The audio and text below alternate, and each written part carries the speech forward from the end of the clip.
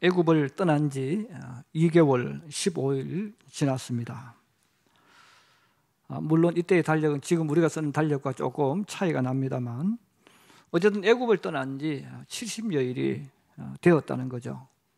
그 무렵에 이들이 신광야에 도착을 했습니다.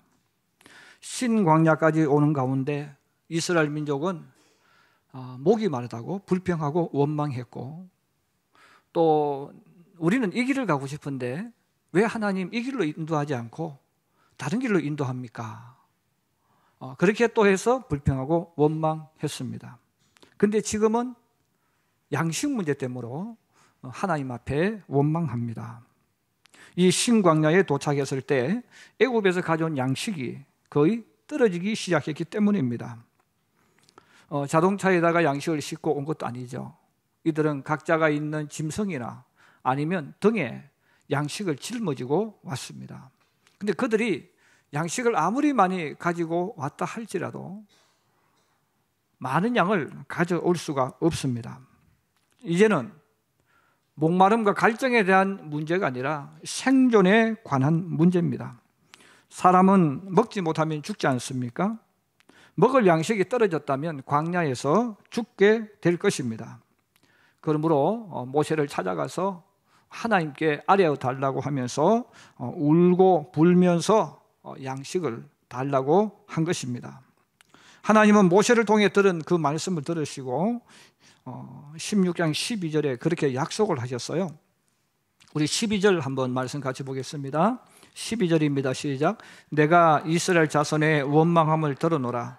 그들에게 말하여 이르기를 너희가 해질 때는 고기를 먹고 아침에는 떡으로 배부르리니 내가 여호와 너희의 하나님인 줄 알리라 하라 하시니라. 아멘. 하나님께서 그 말을 들으시고 약속을 하셨죠. 그 약속이 뭡니까? 너희가 저녁에는 고기를 먹고 아침에는 떡으로 배가 부를 것이다. 이런 모세가 하나님께서 그 약속을 이스라엘 민족에게 전하라고 하셨어요. 근데 모세는 지금 아무런 방법이 없거든요. 길도 없죠. 여러분, 모세는 무슨 생각을 했을까요?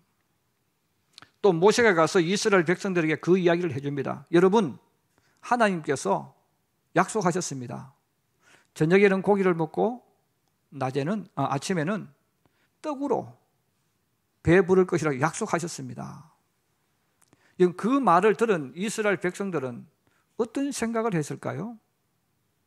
또 그들은 어떤 마음을 가졌을까요? 아마 대부분의 사람들은 이 말을 들으면서 아하, 모세가 사람들을 보내서 양식을 사 오려고 하고 있구나. 아마 그런 생각을 했겠죠. 아니면 우리가 모르는 어떤 방법을 모세가 하고 있구나. 아마 그런 정도로 생각을 했을 것입니다. 그런데 하나님의 말씀이 떨어진 이후에 해질 때가 되었습니다. 갑자기 휘익 하는 소리와 함께 수를 헤아릴 수 없는 엄청난 새떼가 신광야에 나타났습니다. 성경은 그 새떼를 메추라기라고 이야기합니다. 어디에서 날아왔는지, 어떻게 날아왔는지, 도대체 숫자가 얼마인지 정확하게 알 수는 없지만 엄청나게 많은 이 메추라기가 신광야를 덮었습니다. 그런데 이 메추라기가 날아왔는데 하늘 높이 날고 있었다면 아무도 이스라엘 백성들은 광야로 나가지 않았을 거예요. 그냥 와 하고 감탄하고 놀라서 서로 보라고 이야기는 할지 몰라도 그들이 광야로 나가지는 않았을 겁니다. 그런데 이 날아온 이 메추라기가 하늘 높이도 나르기도 하지만 또 많은 메추라기들이 지상에서 1m 전후로 또 그렇게 나르기도 한단 말이에요. 그 사람들이 봤을 때 저 새들이 1m 정도로 내려오는구나. 나도 잡을 수 있겠다. 우리도 잡을 수 있겠다. 그런 마음이 든 거예요. 자, 그런 마음이 드니까 남자, 여자, 어린아이, 노인, 젊은이 할 것 없이 모두 새가 있는 광야로 몰려나가는 거예요. 그리고 몰려나가서 그 새를 잡으려고 기회를 찾고 있고 그 새를 쫓기 시작합니다. 근데 새들이 위에 있다가 1m 높이로 또 내려와서 또 날아가고 계속해서 그렇게 하는 거죠. 그러면서 어떤 아이가 그 메추라기를 잡은 거예요. 소리 지릅니다. 야호, 내가 메추라기를 잡았다. 사람들이, 친구들이 더 그 메추라기를 잡으려고 하는 거예요. 해질 무렵에 많은 사람들이 그 광야에서 낮게 나는 그 메추라기를 잡으려고 뛰어 돌아다녔다는 것입니다. 그리고 집집마다 필요한 양의 메추라기를 잡았습니다. 비록 우리가 원했던 소고기는 아닐지 몰라도 그 쇠고기, 소고기, 쇠고기 비슷하죠. 그래서 이 고기를 잡아서 그날 파티를 하면서 광야가 갑자기 축제의 장소로 바뀌었어요. 메추라기가 오기 전까지는 광야는 없는 장소, 침울한 장소, 희망과 소망이 없는 절망의 장소였는데 이 메추라기가 날아오면서부터 바뀌어졌어요. 축제장으로 바뀌어졌습니다. 사람들은 고기를 먹으면서 웃음과 노래로 저녁을 보냈습니다. 그리고 갑자기 아침에 또 큰 소리가 들려오기 시작합니다. 여러분, 빨리 밖으로 나오세요. 이 광야에 하얀 것들이 가득 덮여 있습니다. 여러분, 빨리 밖으로 나와 보세요. 사람들은 그 말을 듣고 자리에서 일어나서 또 나와 봅니다. 온 세상이 하얗게 덮여 있습니다. 그것들은 누구도 한번 보지 못한 것들이죠. 그들은 그 물체가 있는 곳에 가서 이야기를 나눕니다. 이게 뭐냐? 너 이거 아니? 이게 뭐지?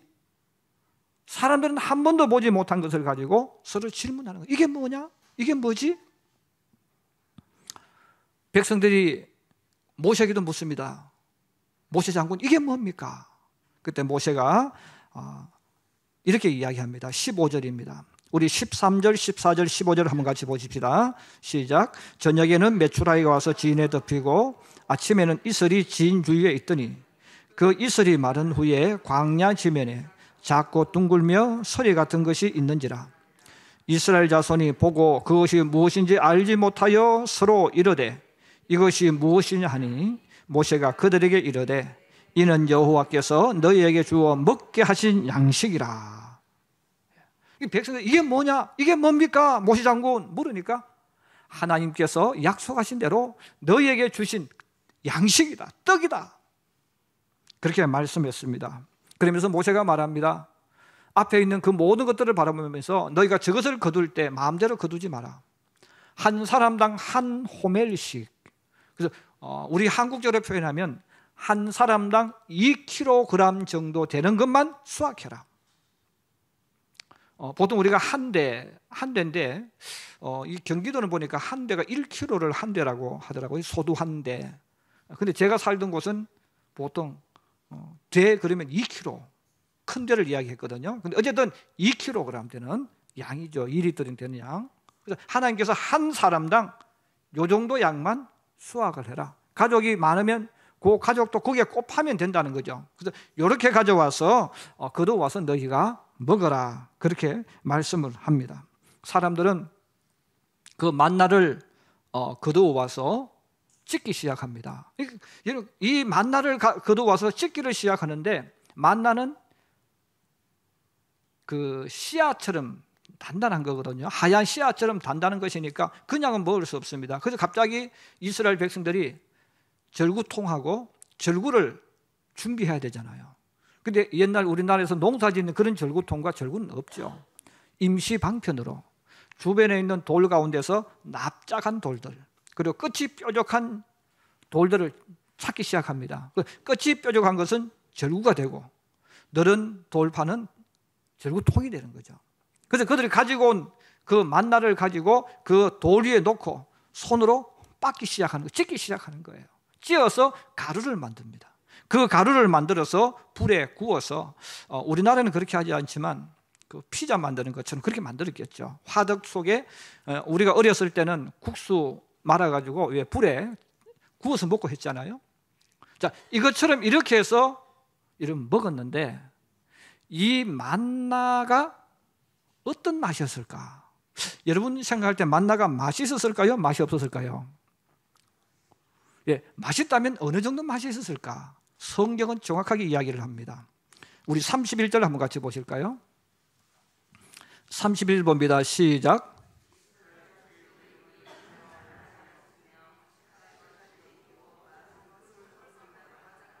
예, 가시같이 시고 맛은 꿀 섞은 과자 같았더라. 입에 넣으면 살살 녹는 거죠. 여러분 지금까지 광야라고 생각하면 어두운 절망, 없는 것, 답답함 이런 거예요. 그런데 하나님께서 저녁에 고기를 주시고 아침에 만나를 내려주시는 그 순간부터 여러분 광야는 행복한 천국으로 바뀌어지는 거예요. 그래서 이스라엘 민족의 광야는 없는 것 가운데 있지만 이제부터는 아침에는 이런 꿀 섞은 과자 같은 그 맛, 좀 입에 넣으면 입에 저절로 녹는 거죠. 먹고 싶은 거죠. 이런 것들을 배부르게 먹을 수 있는 아침이 있고 또 저녁에는 고기를 먹으면서 살아가는 광야가 이루어지는 거예요. 이 신광야에서부터 이스라엘 백성의 광야는 없는 것이 가득한 곳이지만 하나님을 통해서 행복이 가득한 광야, 이생의 즐거움과 소망과 꿈이 가득 찬 광야로 바뀌어집니다. 이스라엘 모든 백성이 먹을 수 있는 이 만나가 하늘로부터 내려왔지 않습니까? 메추라기들이 광야로 찾아왔어요. 우리는 이 엄청난 것을 부를 때 두 자로 씁니다. 기적이라는 단어를 써요. 기적이라는 말은 사람이 할 수 없는 어떤 일이 일어났을 때, 어떤 사건이 일어났을 때에 우리가 표현하는 방법이 기적, 표적이라는 단어입니다. 사람이 할 수 있는 일이 일어났을 때는 기적이라는 말을 쓰지 않습니다. 사람은 도저히 할 수 없는 그 어떤 일, 하나님이 하셔야 할 수 있는 그 일, 우리는 이것을 기적이라고 하는 거예요. 그러므로 기적이라는 것은 사람이 이해할 수 없고 생각할 수 없는 것을 말합니다. 예수님께서 가나의 혼인잔치에서 물이 포도주가 되게 하셨습니다. 하인들은 예수님 말씀을 듣고 샘에 가서 물을 떠왔고 그리고 항아리에 담았습니다. 그리고 항아리에 있는 물을 손님들에게 갖다 준 거예요. 그래서 이 하인들은 손님들에게 물을 갖다 준 거예요. 그런데 성경은 말합니다. 손님들은 물을 마신 것이 아니라 포도주를 마셨다는 거예요. 물이 언제인지는 모르지만 포도주가 되어진 것이죠. 사람은 아무것도 없는 현장에서 물이 포도주가 되도록 만들지 못합니다. 그런데 예수님은 물이 포도주가 되게 하셨어요. 바로 예수님이 행하신 이 일, 예수님이 행하신 이 사건을 우리가 부를 때 기적이라는 단어를 쓰지 않습니까? 성경은 창세기부터 요한계시록까지 기적에서 시작해서 기적으로 끝납니다. 그래서 성경을 읽으면 기적에서 시작되고 기적에서 끝이 나는 것이죠. 왜냐하면 이 기적은 하나님께서 행하신 일과 사건이기 때문입니다. 우리 한번 따라해 주세요. 기적은 하나님께서 행하신 일과 사건이다. 할렐루야. 그래서 기적은 사람이 할 수 없는 거죠. 사람이 한 것은 기적이 아니에요. 하나님이 하셔야 될 일, 사람은 절대로 할 수 없는 불가능한 일, 사람은 이해할 수 없는 그것을 우리는 기적이라고 표현을 합니다. 그런데 하나님께서 이 기적을 일으켰을 때에 기적을 바라보고 기적을 해석하는 방법이 다르다는 거죠. 하나님을 믿는 사람과 하나님을 믿지 않는 사람은 똑같은 기적을 보고 기적을 만나도 바라보는 시각과 해석하는 것이 다릅니다. 그러면 하나님을 믿지 않는 사람들은 어떤 눈으로 기적을 바라보겠습니까? 하나님을 믿지 않는 사람은 기적을 바라볼 때 정직하게 말하지 않아요. 사실 우리 사람들은 기적이 일어났을 때 이게 어떻게 이렇게 일어나느냐 하면 나는 모르겠다. 이건 내 능력 밖의 일이라고 정직하게 말을 해야 돼요. 그런데 사람들은 비겁하게도 인정하지 않습니다. 오히려 자기의 능력을 뒤로 감추고 거짓말과 속임수로 변명을 하죠. 그 변명이 뭡니까? 우연히 일어났다는 거죠. 여러분, 기적, 하나님을 믿지 않는 사람, 하나님을 부인하는 사람들이 일어난 이 기적을 보면서 그들이 무슨 말을 합니까? 이건 우연히 일어났다는 거예요. 야, 그거 어떻게 그렇게 되었냐? 우연히 했어. 여러분, 세상에 우연이라는 말은 존재하지 않습니다. 여러분, 우리가 부모들이 자식에게 가르치고 책에서 계속 이야기하는 게 뭡니까? 콩 심은 데서 콩이 나고 팥 심은 데서 팥이 난다고 가르쳤잖아요. 이게 원리고 공식 아니겠어요? 내가 아무런 것을 심지 않았는데 갑자기 무엇이 나타났다는 것은 거짓말입니다. 나타났다는 말은 내가 안 심어도 다른 누군가가 뿌렸다는 거죠. 여러분, 내 통장에 내가 돈을 입금 안 했는데 어떻게 돈 1,000만이 들어와 있겠습니까? 어떤 사람, 내가 모르는 사람이 보냈겠죠. 여러분, 길에서 우연히 어떤 사람을 만났습니다. 근데 그게 우연히 만난 겁니까? 우연히 만난 것이 아니죠. 내가 그 장소로 갔고 그곳에서 만난 친구가 그곳에 있었기 때문에 만난 거예요.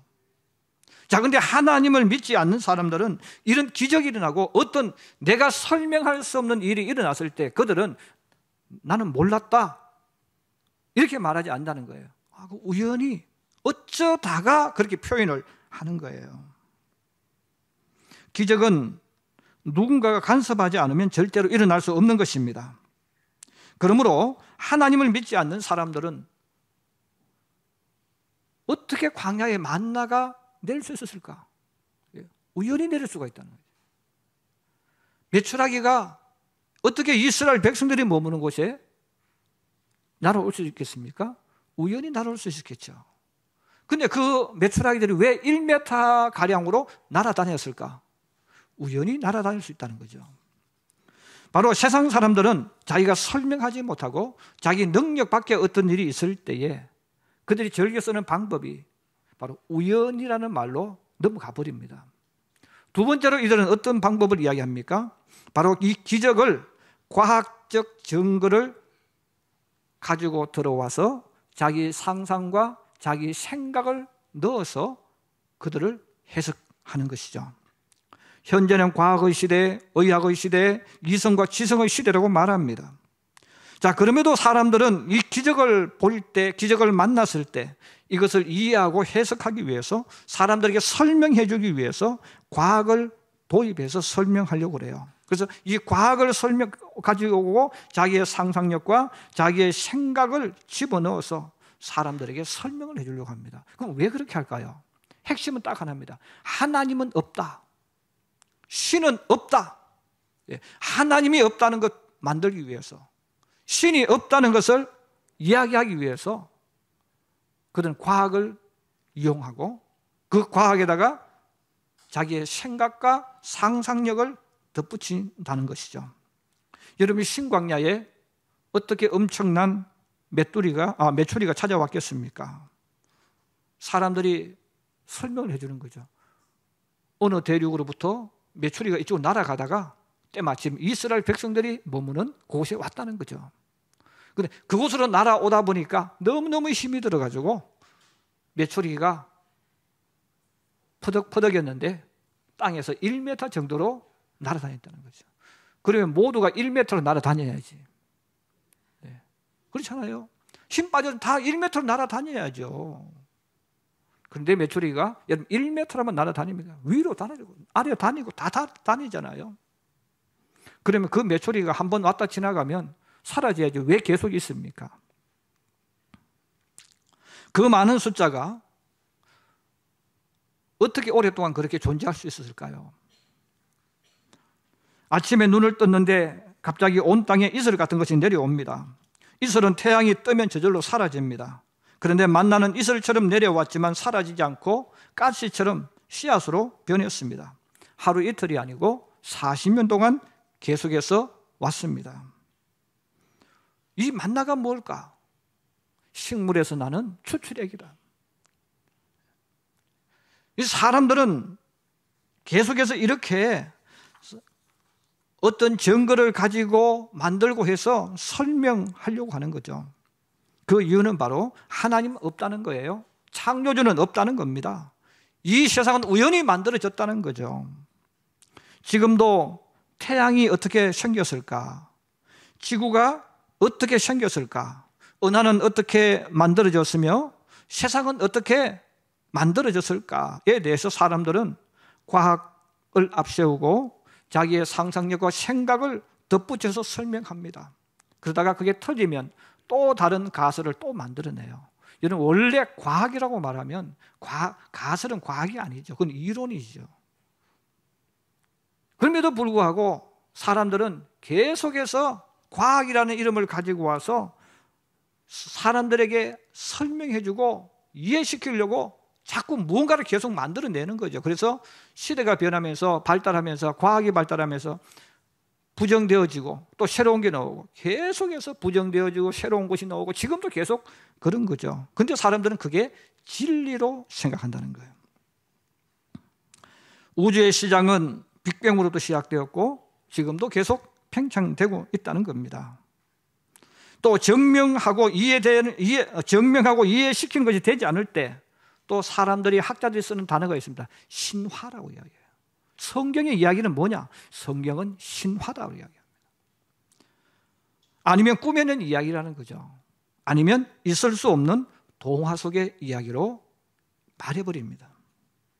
그런데 이 모든 핵심은 바로 하나님 안 계신다, 하나님은 없다, 모든 것은 우연이 되어졌다, 이것을 말하기 위해서 이들은 계속해서 그렇게 말합니다. 사실 우리 학생들이 지금 배우고 있는 많은 과학의 책들은 가짜입니다. 근데 그 가짜인데도 불구하고 대학 시험에 나오고 다 나와요. 우리 어릴 때 그렇게 배웠어. 그렇게 쓴 사람도 내가 가짜로 했다고 다 이야기해도 책에는 진짜로 다 나오고 있는 거예요. 그 이유는 뭡니까? 하나님이 없다, 신이 없다는 것을 이야기하기 위해서 계속해서 이야기합니다. 하나님 없다고 말하는 사람들하고 여러분 대화를 해보십시오. 대화를 해보면 그 사람들도 기적을 원할 때가 많아요. 자, 그럼에도 불구하고 그들은 마지막 결론이 우연히 생긴 거고, 그 다음에 하나님은 없다로 결론을 내리고 맙니다. 그러므로 이 세상에 수많은 일들이 일어나고 기적이 일어난다 할지라도 하나님을 믿지 않는 사람들에게는 결론은 하나님 없다로 모든 것들을 이야기하는 거예요. 그러면 성경은 우리들에게 기적에 대해서 뭐라고 이야기합니까? 바로 기적은 하나님이 행하신 사건이라는 것입니다. 성경은 사람들을 이해시키고 설득하기 위한 책이 아닙니다. 성경은 사람들이 이해하든 이해하지 못하든 믿든 믿지 않든 아무 상관하지 않습니다. 성경이 우리들에게 알려주고 우리에게 선포해 주는 것은 하나님이 계신다는 것, 하나님은 창조주 하나님이라는 것, 사람은 하나님의 형상대로 지음받은 고귀한 존재라는 것, 이것을 우리들에게 알려주는 거예요. 나 못 믿겠다, 믿지 마라 이거예요. 여러분, 성경은 사람들을 이해시키려고 쓰인 책이 아닙니다. 왜냐하면 기적과 기적으로 끝나는 책인데 기적을 우리가 어떻게 이해할 수 있겠어요? 여러분, 저한테 만약에 목사님, 예수님이 물을 포도주로 만드셨는데 그 기적을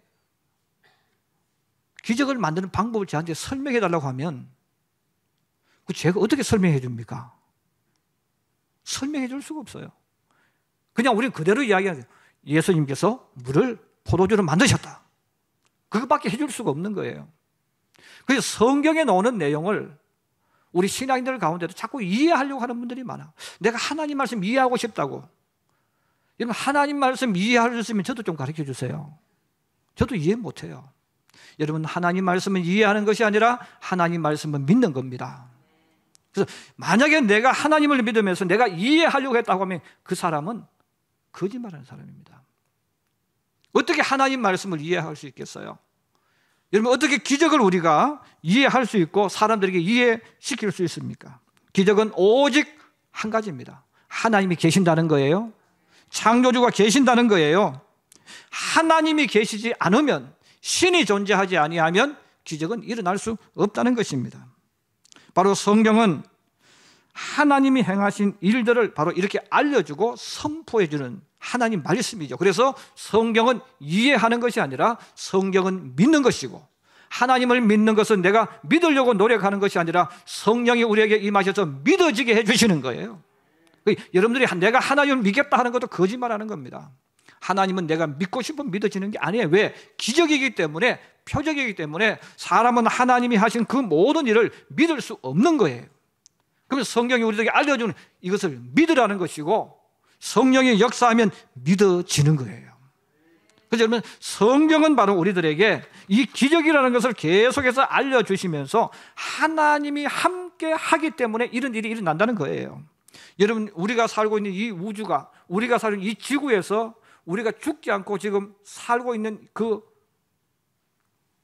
이유가 뭡니까? 기적이거든요. 여러분, 내가 지금 살아서 여기 있다는 자체가 기적입니다. 여러분이 우주에 대해서 한 관심을 가지시고 기계에 대해서 관심을 가지시고 이 우주를 한번 그려보시면 여러분, 수십 척의 차선 가운데 내가 걸어가는 것 똑같습니다. 그것보다도 더 많은 변화와 위험함이 가득한 것이 이 우주예요.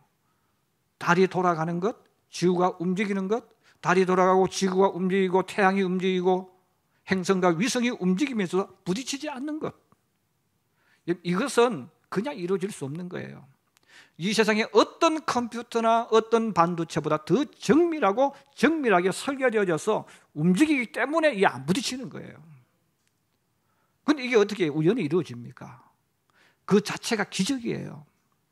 여러분, 저나 여러분들이 건강하다고요? 사실 건강한 게 아니죠. 우리 몸에는 수천억 개가 아니고 수십조 개가 넘는 병균들이 우리 속에 있다는 거예요. 그런데 여러분, 안 아프잖아요. 그 우연히 안 아플까요? 지으시고 만드시는 그분이 우리를 이끌어 가기 때문에, 또 그분이 이것을 이길 수 있도록 어떤 장치를 해놨기 때문에 우리가 아프고 또 아픈 것도 이겨내고 나가는 거예요. 성경은 우리들에게 기적이라는 것을 이야기하면서 이것을 하나님이 하지 않으면 그렇게 할 수가 없다는 거예요. 그래서 우주가 움직이는 것 자체, 우리 몸이 지금 건강한 모습으로 움직이는 자체가 뭐예요? 이게 바로 기적이라는 것이죠. 예수님께서 부활하셔서 승천하시기 직전에 제자들에게 약속을 하셨는데, 마가복음 16장 17절에서 18절에 이런 말씀합니다. 믿는 자들에게는 이런 표적이 따르리니, 하나님을 믿고 살아가는 사람, 하나님 말씀대로 살아가는 사람, 이런 기적이 일어난다는 거예요. 그 기적이 뭐냐? 그들이 내 이름으로 귀신을 쫓아내며 새 방언을 말하며 뱀을 집어 올리며 무슨 독을 마실지라도 해를 받지 아니하며 병든 사람에게 손을 얹은 적 나으리라. 여러분, 의사들도 사람 못 고치지 않습니까? 그런데 예수님 뭐라고 말씀하셨어요? 너희가 내 말을 믿고 기도하고 믿으면, 너희가 환자에게 손을 얹으면 너희 손을 통해서 하나님이 기적을 일으키신다는 거예요. 예. 그러므로 예수 믿는 사람에게는, 여러분, 교회 다니는 사람이라고 말하지 않습니다. 정말 예수를 믿는 사람에게는 삶 속에 기적이 따라다닌다는 거예요. 그러면 그 기적은 하나님이 일하시는 것이 일어난다는 것을 말합니다. 만나와 메추라기의 기적은 성경 속에만 있는 것이 아닙니다. 하나님을 올바로 믿는 사람의 생애 속에는 지금도 만나와 메추라기가 날아오는 기적이 일어나는 거예요. 저는 우리 학생들과 우리 청년들에게 그런 이야기를 많이 해요. 학교 공부와 상관없이 주님이 너를 쓰신다는 거예요. 주님이 쓰시면 그 사람은 기적을 일으키는 사람이 돼요. 그래서 우리가 아이들이 학교 공부 중요하죠. 그런데 공부라는 것은 어디서 어디까지 공부라는 경계선이 없습니다.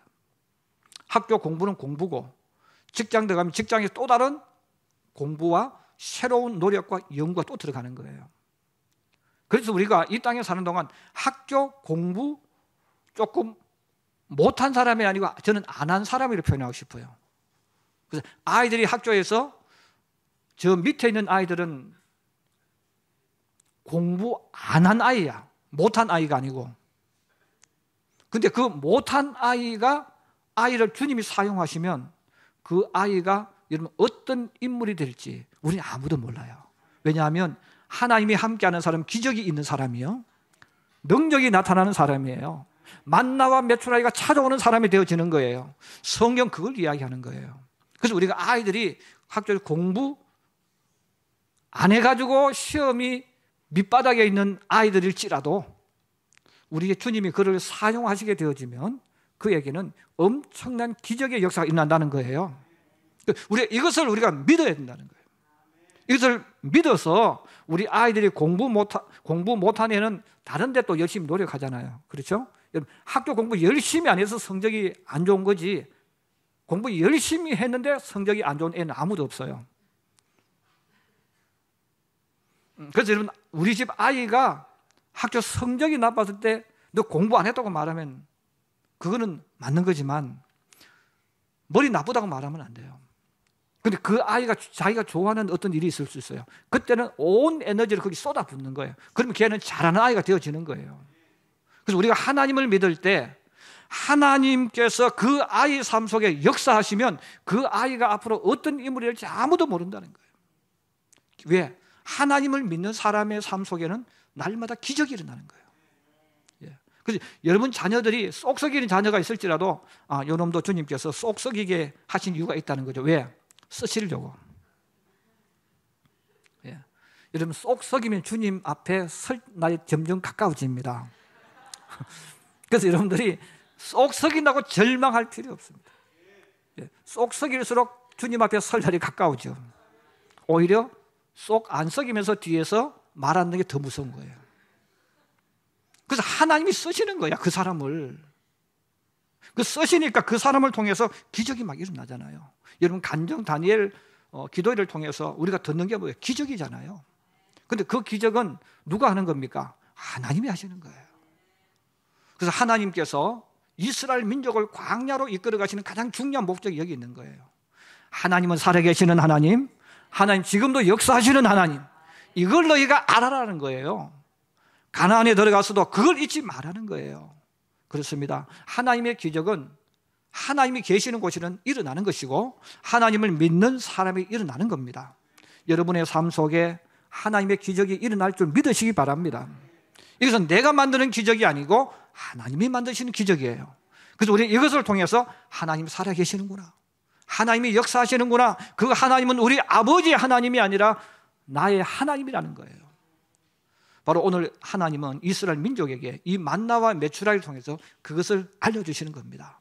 바로 기적이라는 것, 표적이라는 것, 사람은 할 수 없는 것이고 사람은 이해할 수 없는 거지만 하나님이 일하면 만나가 내려오고 메추라기가 찾아온다는 거예요. 이게 기적 아니겠어요? 우리가 살아가는 삶의 현장에 점점 인간적인 방법이 많이 동원되는 시대에 살고 있지만 그럼에도 불구하고 주님은 살아계심을 믿습니다. 여러분, 하나님이 내 생애 속에 일할 수 있도록, 하나님이 내 자녀가 걸어가는 인생 속에 역사할 수 있도록 만들고, 또 우리가 믿음으로 걸어가서 하나님이 만나와 메추라기를 내려주신 이 사건을 경험하면서 여러분, 하나님이 살아계십니다, 나는 그 하나님 믿습니다 하고 믿음으로 살아가는 우리 부모들이 되기를 주의 이름으로 축복합니다. 그리고 우리 학생, 우리 청년들도 여러분의 삶 속에 하나님이 나와 함께 하시면 표적과 기적은 일어난다는 것을 기억하면서 이 땅에 살아가는 동안 표적을 일으키고 기적을 일으키면서 그것을 맛보고 누리면서 나누어 주면서 믿음의 길을 걸어가고 믿음의 일을 다름질하는 하나님의 사람들이 되기를 주님의 이름으로 축복합니다.